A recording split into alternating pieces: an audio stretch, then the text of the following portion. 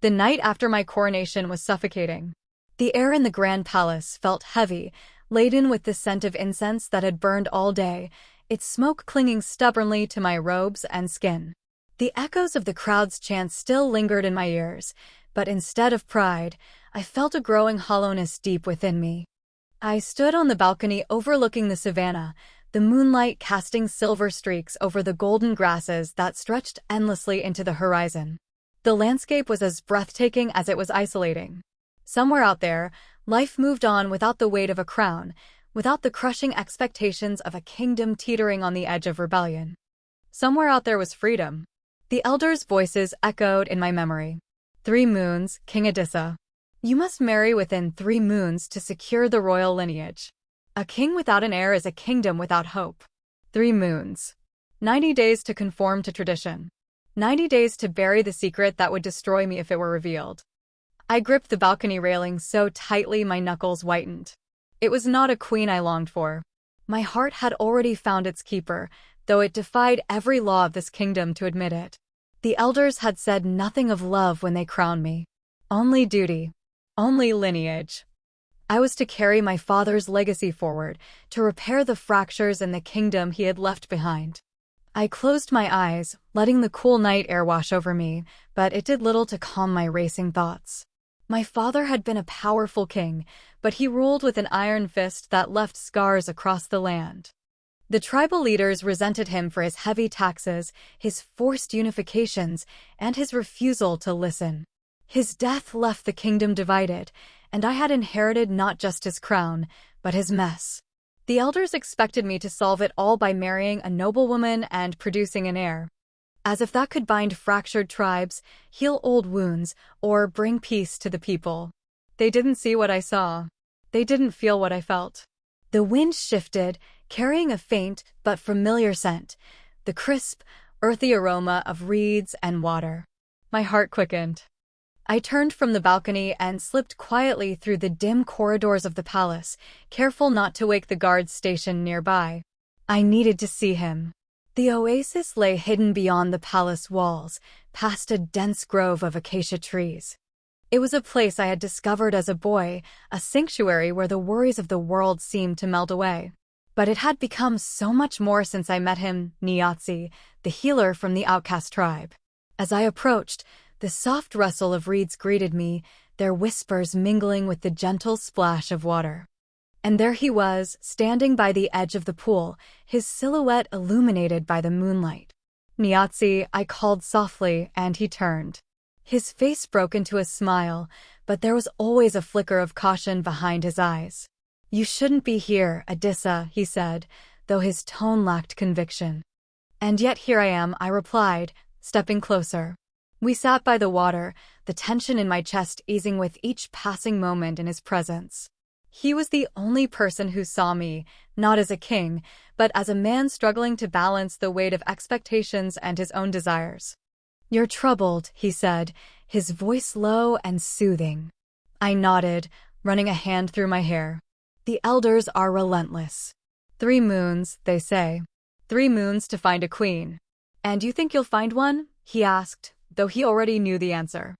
I turned to him, the words catching in my throat. I can't. You can't defy them, he finished for me, his gaze dropping to the water. The ancestors' curse. I frowned. You believe in the curse? He hesitated, then nodded. I believe in the power of the ancestors.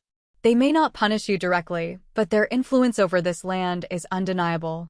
Ignore their will, and you risk losing everything. Silence hung between us. I wanted to tell him that I didn't care about the curse, that I would give up the crown and the kingdom if it meant I could stay here, with him, in this moment. But I couldn't. My father's shadow looms over me, I said instead. The kingdom is broken, and they expect me to fix it. But how can I when my heart isn't in it? Perhaps your heart is exactly what this kingdom needs, he said softly, placing a hand over mine. His touch sent a jolt through me, a reminder of why I risked everything to see him. The moon climbed higher as we sat together, sharing stolen moments of peace. But as the night deepened, the weight of reality crept back in. I couldn't stay here forever. The palace awaited me, and with it, the suffocating expectations of a king. As I rose to leave, Niazi stood too, his expression conflicted. Adisa, the ancestors are watching. Whatever path you choose, they won't make it easy for you. I don't care about the ancestors, I said, though the words rang hollow even to my own ears. I care about this about us. His smile was bittersweet. Then hold on to that. You'll need it. I left the oasis with his words lingering in my mind and his touch still warm on my skin. Back in the palace, I stood once more on the balcony, staring at the horizon where the first light of dawn was beginning to break. The savannah stretched endlessly before me, as vast and unyielding as the weight on my shoulders. 3 moons. 90 days. I had made it through my first day as king, but with each passing moment, the choices I had to make grew clearer and more impossible. The ancestral shrine loomed before me, its stone walls weathered by centuries of wind and sun, yet unyielding as ever.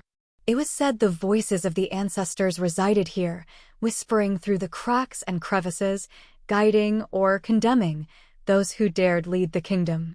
Today, it felt more like a prison. The elders awaited me inside. I stepped into the shrine, the air cool and damp, carrying the scent of burning herbs. They sat in a half-circle around the ancestral stone, their faces stern and unyielding. Elder Mabaya, their leader, stood as I entered, his voice echoing in the cavernous chamber. King Adisa, the time has come to discuss the matter of your lineage. The matter of my lineage. That's all it was to them, a duty, a necessity, a box to check to ensure the continuation of the throne. They didn't see me as a man. They saw me as a tool. I inclined my head, careful to mask my frustration. I am listening, Elder Mabaya. He gestured to the stone. The laws of the ancestors are clear. A king must take a queen to secure the royal bloodline. You are a ruler now, but the kingdom's future hangs in balance. Without an heir, the throne will crumble. Another elder, a wiry woman named King Adisa, leaned forward. Her voice was sharp, almost cutting. We've allowed you a brief reprieve to grieve your father's passing and to adjust to your role, but the time for indulgence is over. 3 moons. You must announce your betrothal by the next full moon. 3 moons. 90 days. The weight of their expectations pressed down on me like the oppressive heat of midday sun. I cleared my throat. And what if I choose not to marry? The silence that followed was deafening. Elder Mabaya's expression darkened. Do not test the ancestors, Adisa. The curse is real. I had heard the stories countless times as a child, whispered by elders to frighten and control. The curse of the ancestors, an invisible, malevolent force said to descend upon any king who defied the sacred laws. The tales varied, crops failing, rivers drying, war breaking out. The one constant was that defiance led to ruin. And if the curse is only a story? I asked, forcing my voice to remain calm. Elder Mabaya's hand slammed against the stone, the sound reverberating through the chamber. Would you gamble the kingdom on that belief? My jaw clenched. I could feel their eyes on me, measuring my every movement, every word.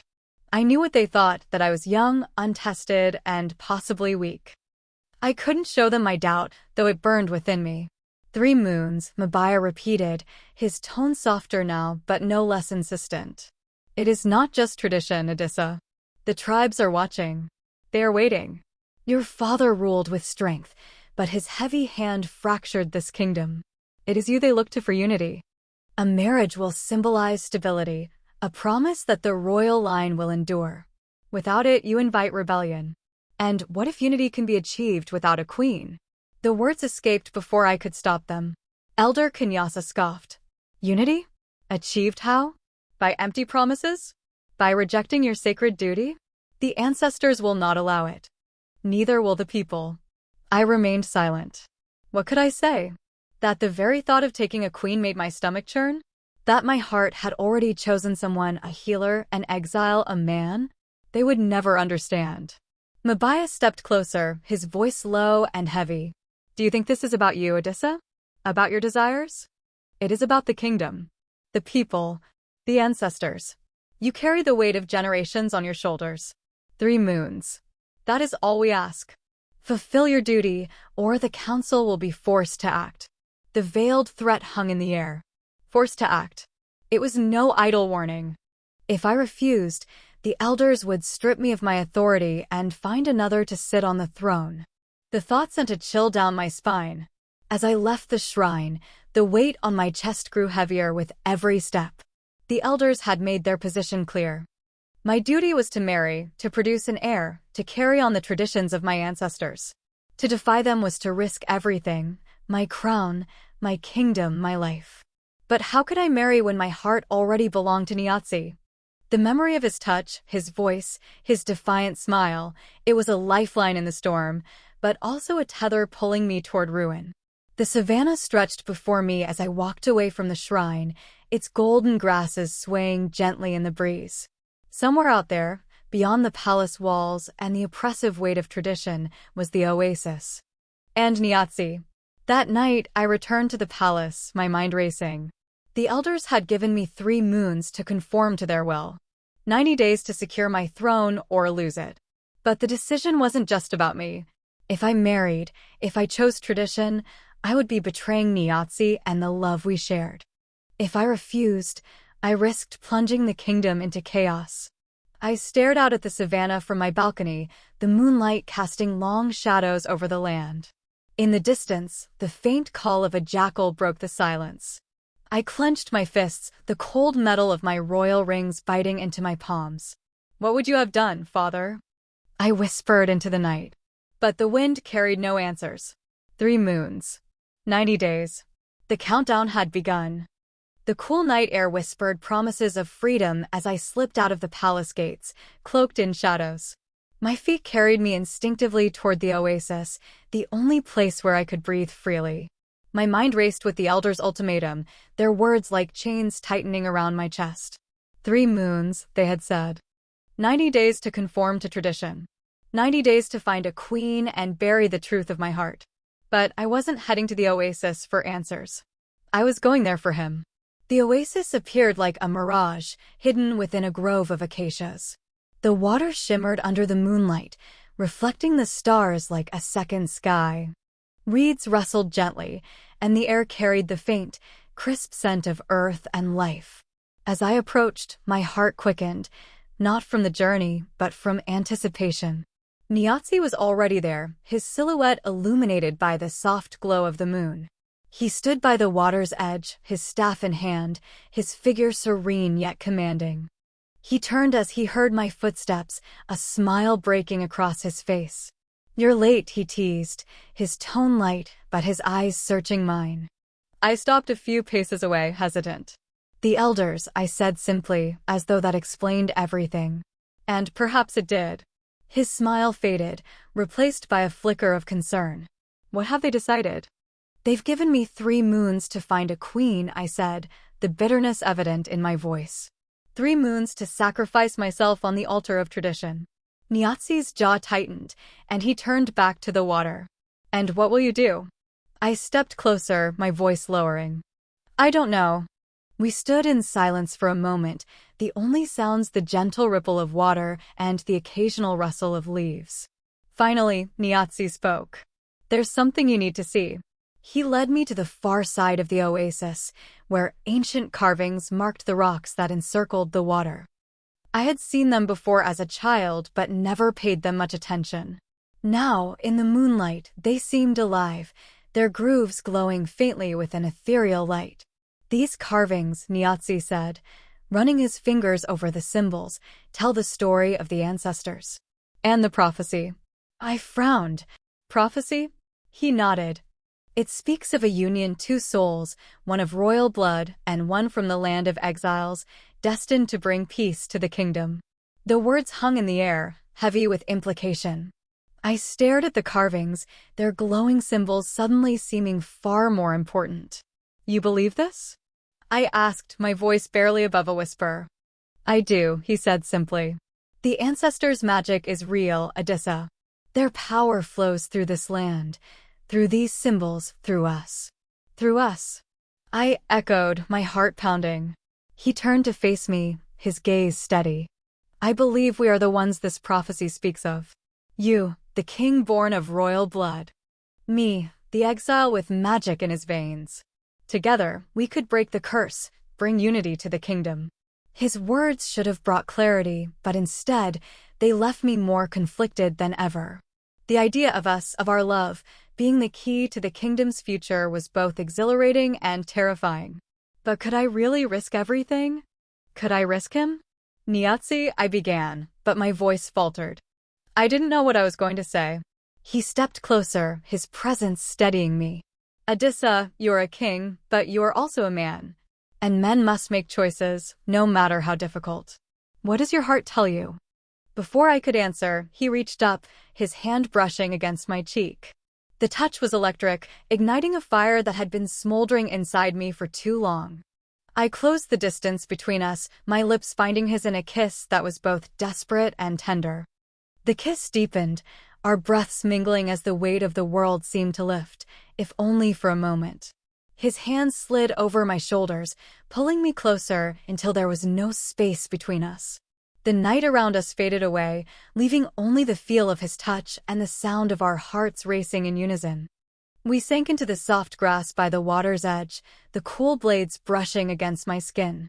Niazi's hands roamed with a mix of certainty and reverence, exploring the boundaries we had never crossed before.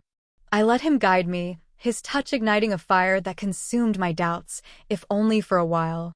As the moon climbed higher, I found my confidence. I took the lead, my fingers tracing the lines of his scars, kissing them as though to erase the pain they represented. The tension between us gave way to passion, our movements urgent and unrestrained.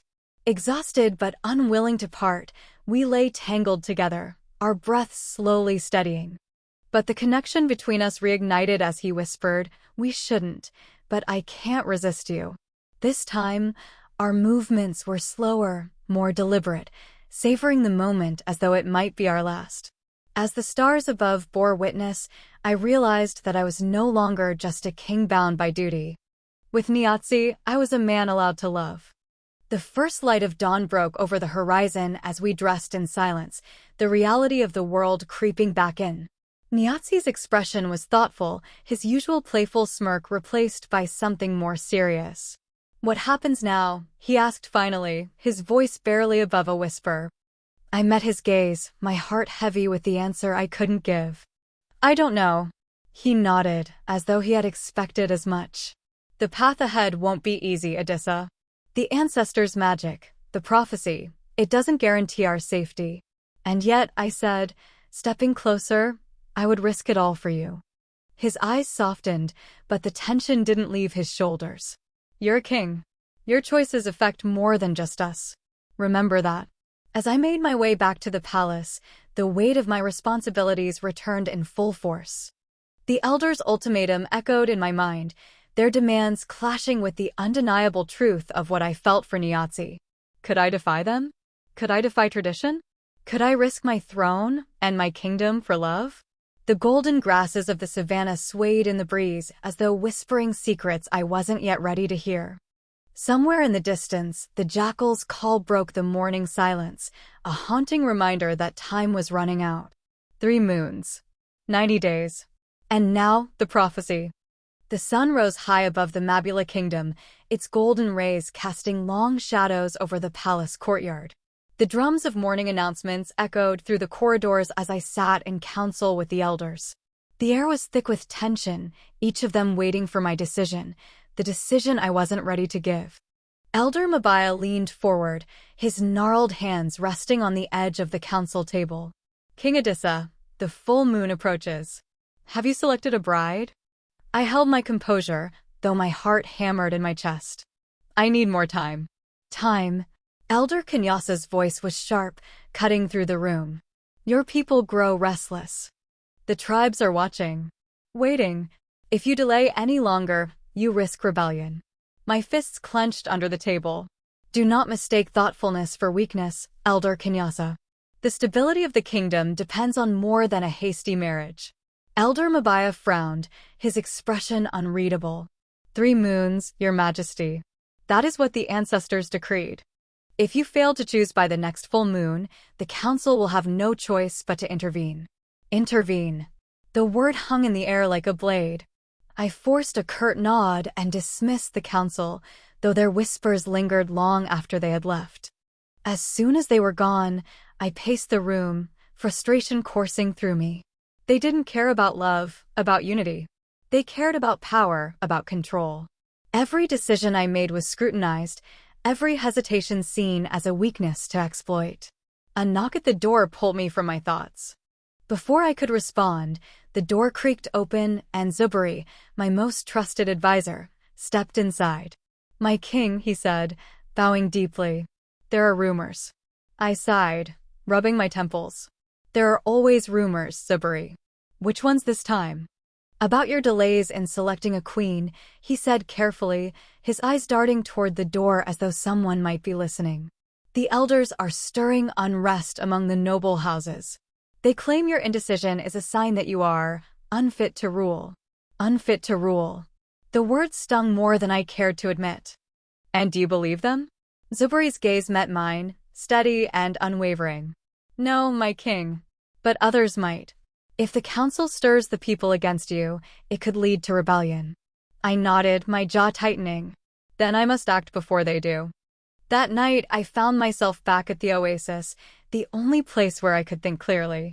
The moon was almost full, its silvery light casting a glow over the water.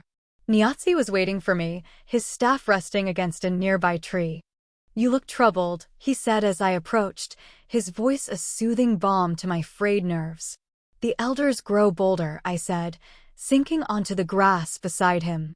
"They speak of rebellion, of my unfitness to rule." Niazi studied me for a moment, his gaze thoughtful. "And what will you do?" "I don't know," I admitted. "They demand a queen. They demand tradition. But what I feel for you..." My voice trailed off, the weight of my words pressing down on me. He reached out, his fingers brushing mine. "You're a king, Adisa. But you're also a man. You cannot lead if you deny who you are." His words resonated deep within me, but they didn't ease the turmoil in my heart. "And if the people reject me? If the kingdom falls because of my choices?" Niazi's expression softened, and he moved closer, his voice low. "Then perhaps the kingdom is not worth saving." Unbeknownst to us, a shadow lingered at the edge of the oasis. The elders, suspicious of my nightly absences, had sent a spy to uncover the truth. The figure watched from the cover of the reeds, their eyes narrowing as they saw us together. As Niazi leaned closer, his hand brushing against my cheek, the spy slipped away, their mission clear. The council would know everything by morning. The next day, the palace was abuzz with whispers. As I entered the throne room, the atmosphere was tense, the elders standing in a line before the ancestral stone. Elder Mabaya stepped forward, his expression grim. "Your Majesty, there are troubling reports," he began, his voice heavy with feigned concern. I forced a calm expression. "What reports?" Mabaya hesitated, as though weighing his words. "It seems your nightly absences have not gone unnoticed. We have reason to believe you have been meeting with someone." "Someone unsuitable." My heart sank, but I kept my face impassive. "I meet with many people in service of the kingdom. Who I meet is no concern of the council." Kenyasa's eyes narrowed. "And yet it is, your Majesty. If your actions threaten the stability of the throne, it is very much our concern." The room fell silent, the tension thick enough to choke. I could feel their eyes on me, their judgment heavy in the air. Finally, I spoke. "The choices I make are for the good of the kingdom. If you doubt my ability to rule, you are welcome to challenge me." Mabaya's lips pressed into a thin line, but he said nothing. The council left soon after, their whispers following them out the door. That evening, Zuberi found me in the library, his expression grim. "The elders are spreading rumors, my king. They say you are involved with someone unworthy of the throne." I looked up from the scroll I was reading, my stomach twisting. "What have they heard?" "Enough," he said quietly. "They speak of rebellion, of removing you if you do not comply." I leaned back in my chair, the weight of his words settling over me. The elders were moving faster than I had anticipated, their grip tightening with every passing day. "What do you suggest?" I asked, though I already knew his answer. "You must choose," Zuberi said carefully. "Your heart or your throne." The full moon hung low in the night sky, its silver light casting long shadows across the palace grounds. The ancestral shrine stood at the heart of the kingdom, its ancient stones glowing faintly in the moonlight. Tonight, I was expected to announce my bride, a symbol of stability and unity for a fractured kingdom. But I had no queen to name. The elders gathered around the ancestral stone, their faces hard and expectant. The murmurs of the nobles and tribal leaders filled the air, a tense undercurrent that seemed ready to erupt at any moment. Elder Mabaya stepped forward, his voice cutting through the noise. King Adisa, the kingdom waits for your decision. Who will stand by your side as queen? I stood at the edge of the platform, my hands clasped tightly behind my back to hide their trembling. My chest ached with the weight of what I was about to do. I scanned the crowd, seeing both hope and doubt in their faces. My people, my responsibility, my burden. I have no bride to name, I said, my voice steady but low. The crowd stilled, their whispers silenced in an instant. Elder Mabaya's brow furrowed. Your Majesty, this is not the time for games. The full moon shines upon us. The kingdom demands stability. I am not playing games, I replied, my voice rising. I will not name a queen tonight. Instead, I will speak the truth about myself and about what this kingdom truly needs. Gasps rippled through the crowd. The elders exchanged sharp glances, their unease palpable. I felt the weight of their judgment, but I pressed on. For too long, we have clung to tradition as though it were a shield against all that threatens us. But tradition alone cannot heal the wounds of this kingdom. It cannot bridge the divide between our tribes, nor can it mend the hearts of those who have suffered under the rule of fear and oppression. Mabaya stepped forward, his expression thunderous. This is blasphemy, King Adisa. The ancestors demand loyalty to their laws. I turned to him, meeting his gaze with defiance. And what if the ancestors demand something more? Something greater? What if the unity they seek is not through tradition, but through truth? The tension in the air was electric, the crowd on edge. I took a deep breath, the words I had held back for so long finally spilling free. I have found someone who embodies the strength, compassion, and wisdom this kingdom needs. Someone who has shown me that unity is not built through bloodlines, but through love and understanding. I paused, my heart pounding in my chest. But that person is not a queen. It is a man. The silence was deafening. The nobles looked at one another in shock, the tribal leaders murmuring under their breaths. The elders' faces turned to stone, their disbelief giving way to barely contained fury. Elder Kenyasa broke the silence, her voice a venomous hiss. You dare defy the ancestors' decree? You would forsake the throne for this? Abomination. My jaw tightened. I would not forsake the throne. I would redefine it. Before Kenyasa could respond, a figure stepped forward from the crowd. It was Niazi. He walked with his staff in hand, his movements steady and unyielding. His presence alone was enough to draw the attention of the entire gathering. This is the man I love, I said, my voice unwavering. And I will not deny it any longer. As the crowd erupted into chaos, a sudden gust of wind swept through the shrine, extinguishing the torches. The night fell into darkness, save for the glow of the ancestral stone, which began to pulse with a strange, otherworldly light. A deep, resonant voice echoed through the shrine, shaking the very ground beneath us. King Adisa, Niazi, step forward. The crowd fell silent, their fear palpable. Niazi and I exchanged a glance before stepping toward the glowing stone. As we approached, the light grew brighter, enveloping us in its glow.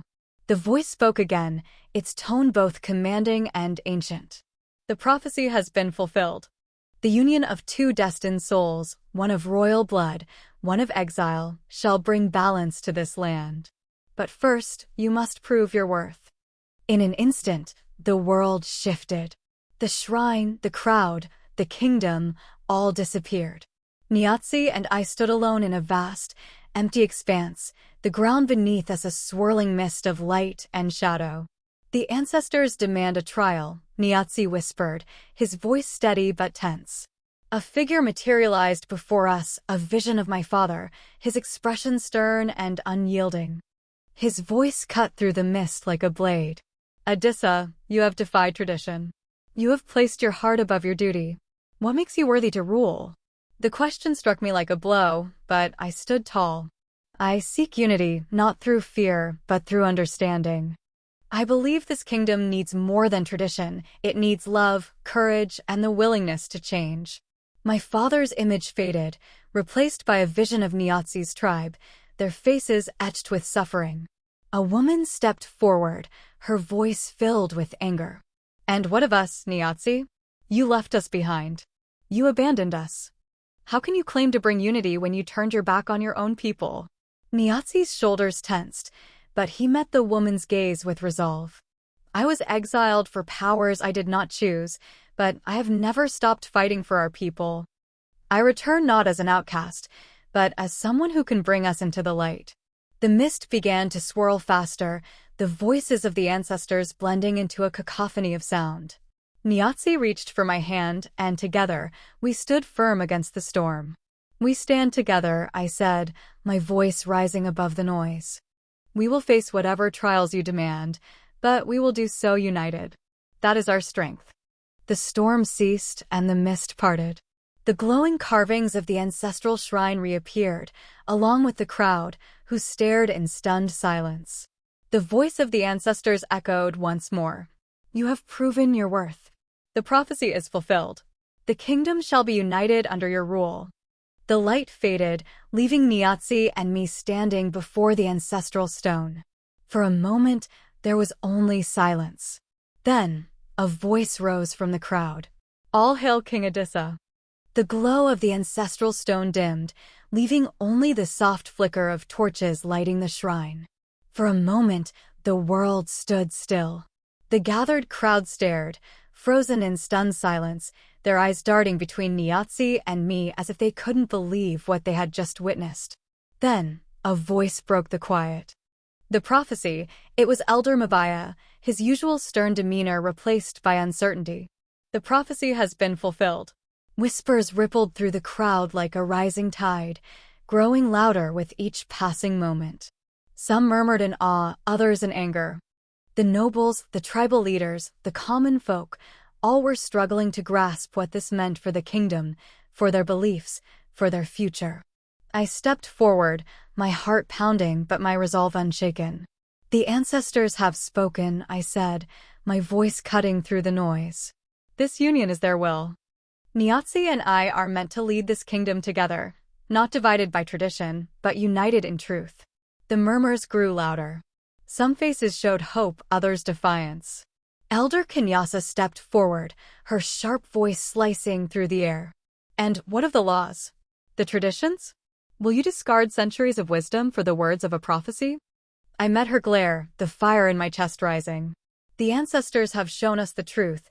Unity is not found in rigid laws or outdated traditions. It is found in love, in courage, in the willingness to embrace change. If you defy their will, it is you who will stand against the kingdom. Her lips thinned, but she said nothing. The tension in the air was palpable, a fragile thread that could snap at any moment. Niazi stepped beside me, his presence grounding me. The kingdom has suffered long enough under division and fear, he said, his voice calm but firm.